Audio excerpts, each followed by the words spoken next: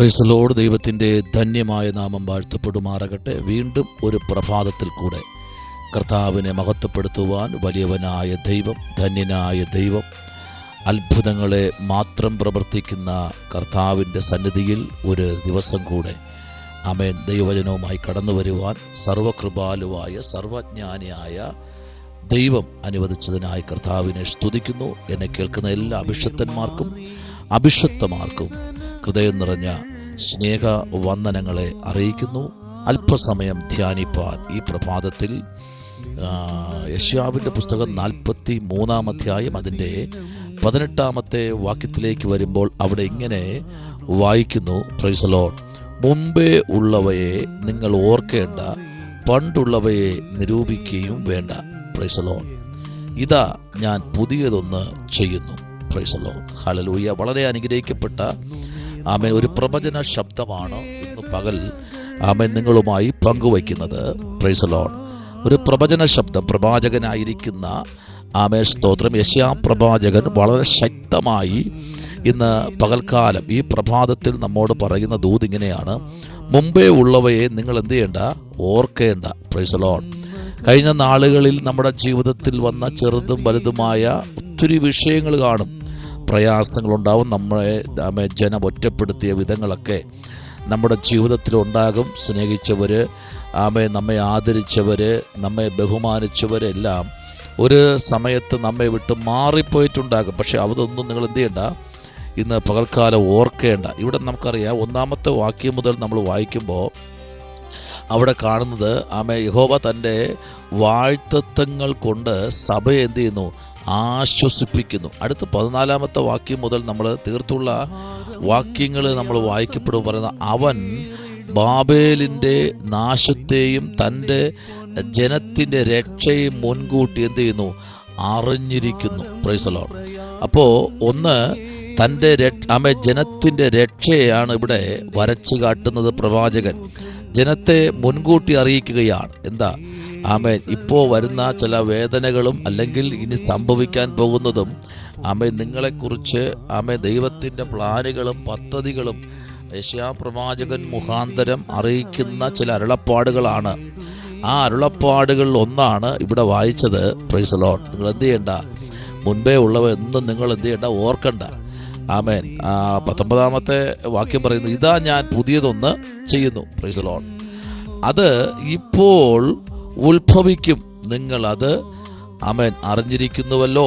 Price the lord. അത് ഞാൻ മരുഭൂമിയിൽ ഒരു വഴിയും നിർജ്ജന പ്രദേശത്ത് നദികളും ഉണ്ടാക്കും. Praise the lord. അപ്പോൾ അസാധ്യമെന്ന് പറഞ്ഞിരിക്കുന്ന ആ സ്ഥലങ്ങളിൽ, അസാധ്യമെന്ന് പറഞ്ഞിരിക്കുന്ന പട്ടണങ്ങളിൽ, അസാധ്യമെന്ന് പറഞ്ഞിരിക്കുന്ന രാജ്യമേൽ ദൈവം ചില വഴികൾ ജനത്തിന് വേണ്ടി തുറക്കാൻ പോകുന്നു എന്ന് പറഞ്ഞാൽ ഈ പ്രഭാതത്തിൽ എത്ര പേർക്ക് സ്തോത്രം ചെയ്യാൻ കഴിയും?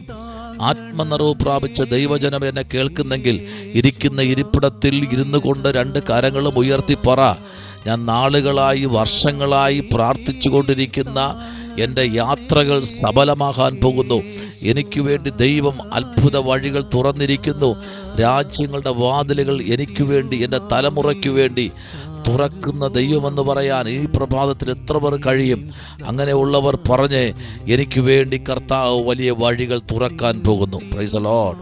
അതാണ് പ്രവാചകൻ ഇവിടെ മുൻകൂട്ടി പറഞ്ഞിരിക്കുന്നത്. നിങ്ങൾ മുൻപേ നിങ്ങളുടെ ജീവിതത്തിൽ വന്ന ചില ക്ലേശങ്ങളും ചില പ്രശ്നങ്ങളും നിങ്ങൾ എന്ത് ചെയ്യണ്ട? ഓർത്ത് സ്തോത്രം നിങ്ങൾ വിലപിക്കേണ്ട. 17-ാമത്തെ വാക്യം പറഞ്ഞു, രഥം, കുതിര, സൈന്യം, ബലം എന്നിവയെ പുറപ്പെടുവിക്കുകയും ചെയ്യുന്ന യഹോവ ഇപ്രകാരം അരുളി ചെയ്യുന്നു, അവർ ഒരുപോലെ പ്രൈസ് ദി ലോർഡ് ഹല്ലേലൂയ കിടക്കുന്നു, എഴുന്നേൽക്കുകയില്ല.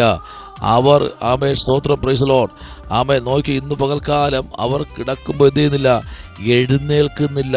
കാരണം നിന്നെ ദണ്ഡിപ്പിച്ചവർ, നിന്നെ ഉപദ്രവിച്ചവർ, നിന്നെ മാറ്റി നിർത്തി പൊതുസഭയിൽ അപമാനിച്ചവർ, അവരെല്ലാം ഈ നാളുകളിൽ നിന്റെ കാൽച്ചുവട്ടിൽ വരുമെന്ന് പറഞ്ഞാൽ ഇന്ന് പകൽക്കാലം സ്തോത്രം ചെയ്യാൻ പറ്റുമോ? അങ്ങനെയെങ്കിൽ ഇന്ന് പകൽക്കാലം ഈ പ്രഭാതത്തിൽ പറയാമോ, കർത്താവ് എനിക്ക് വേണ്ടി അത്ഭുതങ്ങളെ ചെയ്യുന്ന ദൈവമാണ്, കർത്താവ് എനിക്ക് വേണ്ടി ചില രക്ഷയുടെ വാതിലുകൾ തുറക്കുന്ന ദൈവമെന്ന് പ്രവാചകനോട് ചേർന്ന് നമുക്ക് ഇന്ന് പകൽക്കാലം പറയാം, ഞാൻ നിനക്ക് വേണ്ടി പുതിയത് ഒന്ന് ചെയ്യുന്നു.